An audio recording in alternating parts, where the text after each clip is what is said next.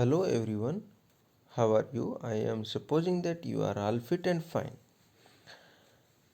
Hello everyone, we are doing our chapter Major Landforms of the Earth. हम अपना जो chapter है, हमारा जो पाठ है पृथ्वी के प्रमुख स्थलाकृतियाँ, उसके बारे में पढ़ रहे हैं। तो पिछले वीडियो में हमने देखा भाई किस तरह से जो पहाड़ होते हैं, प्लेट्यूज होते हैं, प्लेन्स होते हैं, वो हमारी धरती के लैंडफॉर्म्स हैं और किस तरह से वो बनते हैं, कौन से कारण हैं, जिसमें हमने देखा internal process and external process. और इस पिक्चर के माध्यम से हमने देखा through this picture we have understand the different landforms like mountain range, plateaus, tributaries, etc. There are so many landforms on the earth. Now we have discussed about erosion and deposition, how the what is erosion and what is deposition, and these are the external processes which any landform is made, and the internal process like earthquake and the shifting of our plates. हमारी धरती के नीचे जो plate होती हैं, महाद्वीपीय प्लेटें होती हैं, उनके खिसकने से भूकंप आते हैं, उसे हम कहते हैं इंटरनल प्रोसेस। जैसे भाई जो लावा होती है, लावा होता है भाई, जैसे भाई जो वोल्केनो होते हैं, जिसे हम कहते हैं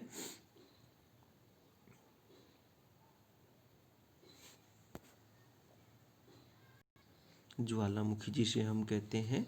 तो भाई उन ज्वालामुखियों से भी हमारी धरती के अलग अलग जो स्थलाकृतियाँ हैं वो बनती हैं और उन्हें हम कहते हैं इंटरनल प्रोसेस। तो आज की इस वीडियो में हम देखेंगे माउंटेन्स के बारे में। माउंटेन्स क्या है, कैसे बनते हैं, और भाई क्या इनके प्रकार भी हैं अलग अलग, क्या माउंटेन एक ही जैसे होते हैं। ए mountain is any natural elevation of the earth surface. अब जो माउंटेन होता है वो एक प्राकृतिक उठान होता है हमारी धरती पर। जो हमारी धरती की ऊपरी सतह होती है जहाँ पर हम रहते हैं, उसका एक प्राकृतिक उठान जिसे हम कहते हैं, उसे हम माउंटेन का नाम देते हैं भाई।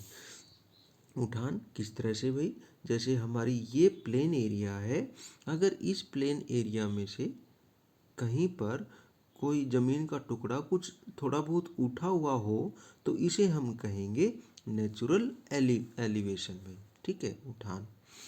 द माउंटेन्स में have a small summit and a broad base. अब जो माउंटेन्स होते हैं उनके जो समिट होते हैं, मतलब चोटियाँ होती हैं, वो छोटी होती हैं, एंड ब्रॉड बेस, और उनका जो आधार होता है वो काफ़ी लंबा चौड़ा होता है। जैसे भाई हम बात करें भाई, एक जो पहाड़ है तो कुछ इस तरह का देखने में हमें दिखाई देता है, और उसकी जो समिट मतलब ये चोटी, ये ऊपर आपको इस तरह से दिखाई दे रही होगी, एक एंगुलर टिप जैसे हमारी पेन की पेंसिल की होती है। तो इसका जो एरिया होता है वो बहुत कम होता है, और इसका जो बेस होता है, ये है इसका बेस जहाँ पर ये खड़ा है, ये देखिए कितना लंबा चौड़ा है, मतलब बहुत लंबा चौड़ा होता है। और इसकी जो टिप होती है ऊपर, ये बहुत कम एरिया वाली होती है। It is considerably higher than the surrounding area. और ये वास्तव में क्या क्या होता है भाई, जो उसके आसपास की ज़मीन होती है वो निश्चित रूप से उसे ऊंचा होता है भाई। जो ऊंचा होगा उसे ही हम पहाड़ कहेंगे। Some mountains are even higher than the clouds. और कुछ पहाड़ ऐसे होते हैं कि वो बादलों से भी ऊंचे होते हैं। कई बार आपने टीवी में देखा होगा भाई, डिस्कवरी चैनल पे या फिर कोई यूट्यूब पे आपने अगर किसी पे देखा हो, अगर कोई भी जहाज है कोई फ़ोटो बनाता है तो वो देखता है भाई जो बादल होते हैं उनके ऊपर पहाड़ निकले हुए होते हैं। तो इससे पता चलता है कि कुछ पहाड़ ऐसे होते हैं जो बादलों के भी ऊपर होते हैं। As you go higher the climate becomes colder. और जैसे जैसे हम ऊपर जाते जाएंगे, मतलब पहाड़ों की चोटियों की तरफ जाते जाएंगे, तो जो क्लाइमेट है, वेदर है, वो ठंडा होता जाएगा, जो मौसम है ठंडा होता जाएगा। In some mountains there are permanently frozen rivers of ice. और कुछ जो पहाड़ होते हैं वहाँ पर permanently frozen rivers of ice, बर्फ़ की जमी हुई नदियाँ होती हैं परमानेंट। ऐसा नहीं है भाई आज जम गई कल पिघल गई परसों फिर जम गई, इस तरह से नहीं, वो हमेशा के लिए जमी हुई होती हैं। मतलब पानी वो होता है वो बर्फ़ के रूप में जमा हुआ होता है हमेशा के लिए कुछ पहाड़ों में। जैसे हिमालय की बात करें तो हिमालय में जो अगर हम ऊपर जाते जाएंगे तो हमें क्या दिखाई देगा भाई, बहुत सारी बर्फ़ ही बर्फ़ दिखाई देगी। जैसे कि भाई आप इस पिक्चर में देख सकते हैं, ये पिक्चर है इस पहाड़ में, यहाँ पे ये दिखाई दे रहा होगा आपको वाइट कलर, यहाँ भी वाइट कलर है बहुत सारा, ये देखिए बहुत सारा वाइट कलर है। तो ये सारा का सारा है आइस, मतलब ये जमा हुआ पानी। और जैसे जैसे पिघलेगा ये पानी में बदलता जाएगा जैसे हमारे फ्रीज में होता है। They are called glaciers. अब इनको क्या कहा जाता है, इन्हें कहा जाता है हिमनद। हिंदी में हिमनद कहते हैं, ग्लेशियर्स इंग्लिश में कहते हैं। अब ये क्या होते हैं भाई, पानी की एक बड़ी सी नदी होती है, बड़ा सा जैसे हम तालाब कह सकते हैं भाई, जो जम जाता है पहाड़ों में, पहाड़ों के। The frozen water in the mountains, a huge quantity of frozen water in the mountains is called as glacier. Okay, there are some mountains you cannot see as they are under the sea. अब बहुत सारे ऐसे पहाड़ और भी हैं जो भाई हमें दिखाई नहीं देते। एक्चुअल में होता क्या है, वो पानी के नीचे होते हैं, जैसे समंदर ओशन होते हैं उनके अंदर डूबे रहते हैं। तो भाई अभी देखो मज़ेदार बात यही है भाई, पहाड़ हम किन को मानते हैं, जो हमारे सामने हो, जो हमें दिखाई देते हो। मतलब पहाड़ हमारी जो धरती है इससे ऊपर उठे हुए होते हैं, लेकिन पहाड़ समंदर में भी होते हैं जो हमें दिखाई नहीं देते, डूबे रहते हैं। जैसे हम बात करें भाई आइलैंड्स की, अगर हम द्वीपों की बात करें तो वो क्या है, वो एक तरह के पहाड़ ही हैं, लेकिन उनमें डिफरेंस क्या है, वो भाई पानी के अंदर डूबे हुए हैं, इसलिए हमें ज़्यादा बड़े नहीं दिखाई देते। Because of harsh climate less people live in the mountain areas. Since the slopes are steep, less land is available for farming. अब जो पहाड़ होते हैं वहाँ पर जो क्लाइमेट होता है, मौसम जो होता है वो हार्श होता है, बहुत ही कठिन होता है, कठोर होता है। Less people live in the mountain areas, बहुत कम लोग होते हैं जो पहाड़ी इलाकों में रहते हैं। Since the slopes are steep, क्योंकि जो पहाड़ों के जो ढलान होते हैं, ढलान मतलब जैसे ये पहाड़ है तो इसका ढलान कौन सा होगा, इसका ढलान होगा ये वाला, ये वाला भाई किस तरह से नीचे उतर रहा है ये। जैसे हम सीढ़ियों से उतरते हैं आराम से उतरते हैं, लेकिन जो हम जैसे हम स्लाइडिंग करते हैं बहुत तेज़ी से नीचे उतरते हैं तो उसे हम स्लोप कहते हैं। जो ढलाव जिसे हम कहते हैं तो वो किस तरह का है भाई, वो बड़ा स्टीप है, मतलब खड़ा है भाई। एक तो ढलाव होता है इस तरह का, जैसे हम पुल चढ़ते हैं, हमारी गाड़ियाँ पुल पे चढ़ती हैं, और एक पहाड़ों का ढलाव होता है, पहाड़ों का ढलाव होता है जिस पर हम खड़े नहीं हो सकते, आराम से हम फिसल सकते हैं। Less land is available for farming, और अगर ढलान ज़्यादा होगी तो भी खेती करने के लिए, फसल उगाने के लिए ज़मीन बहुत कम पड़ेगी, इसलिए वहाँ पर लोग ज़्यादा नहीं रहते हैं।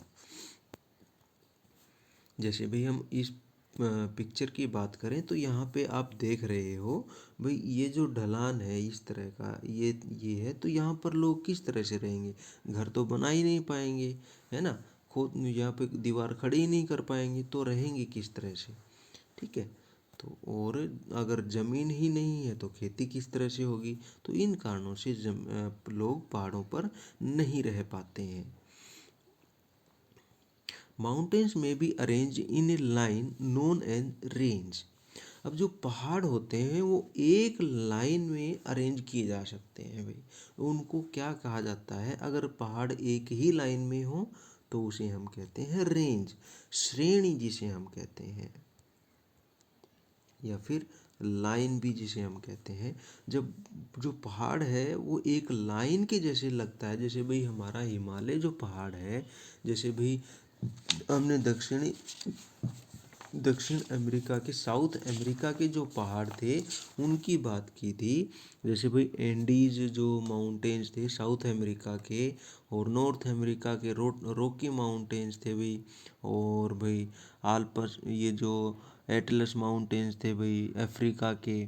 तो ये सारे के सारे किस तरह से एक लाइन की तरह हमें ऐसे दिखाई देते हैं, तो उसे हम कहते हैं रेंज। क्या कहते हैं उसको? एक रेंज। जैसे एक एक पहाड़ यहाँ है, एक पहाड़ यहाँ है, ये एक लाइन की तरह अगर हमें दिखाई दे तो उसे हम कहेंगे पूरी को रेंज, श्रेणी। Many mountain systems consist of a series of parallel ranges extended over hundreds of kilometers। अब बहुत सारे ऐसे पहाड़ हैं जो भी एक सीरीज होती है पैरेलल रेंजेस की। अब ये जो रेंज हमने बात की थी, एक रेंज जो होती है, अब जैसे भाई ये मान लीजिए एक रेंज है, अब भाई इसके नीचे एक रेंज और आ जाए, एक रेंज और हो जाए पहाड़ों की,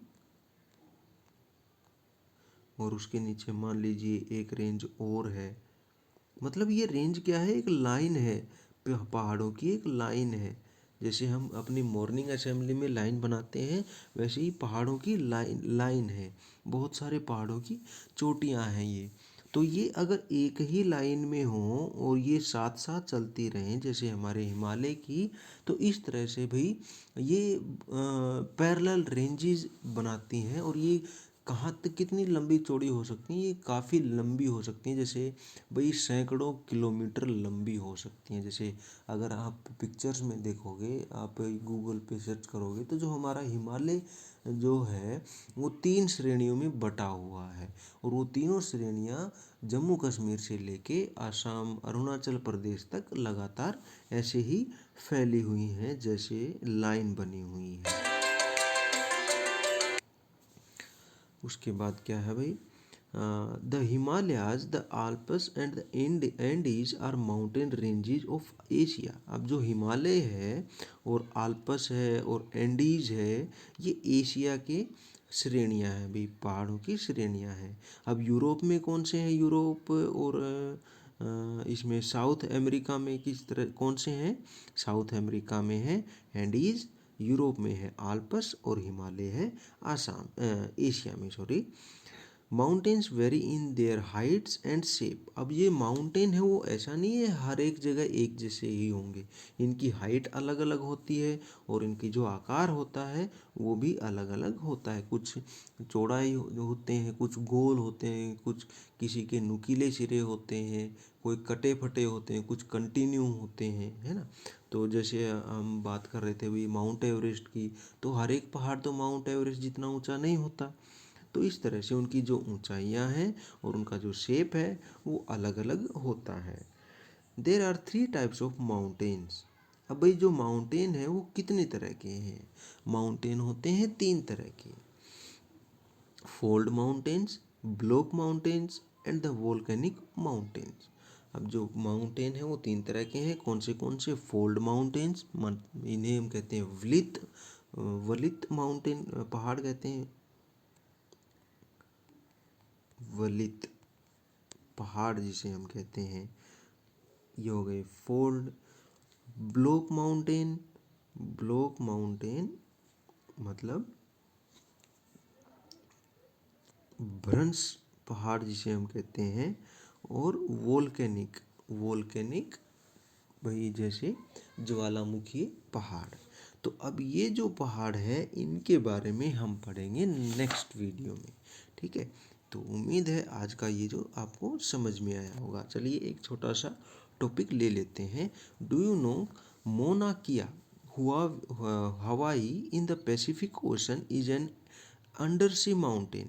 It is higher than Mountain Everest, being 10,205 meters high.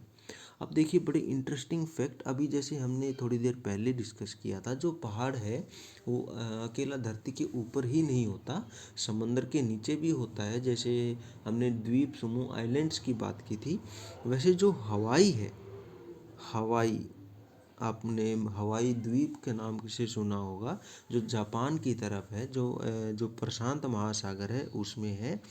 तो वो जो पहाड़ है भाई, वो माउंट एवरेस्ट से भी ऊंचा है। माउंट एवरेस्ट की ऊंचाई 8,848 मीटर थी, लेकिन यहाँ देखिए इसकी ऊंचाई कितनी है, 10,205 मीटर। मतलब ये माउंट एवरेस्ट से भी बड़ा पहाड़ है, लेकिन हमें दिखाई क्यों नहीं देता? क्योंकि ये समंदर के नीचे है अधिक, मोस्टली, इसलिए हमें बड़ा दिखाई नहीं देता। तो भाई ये था पहाड़ों के बारे में, ठीक है।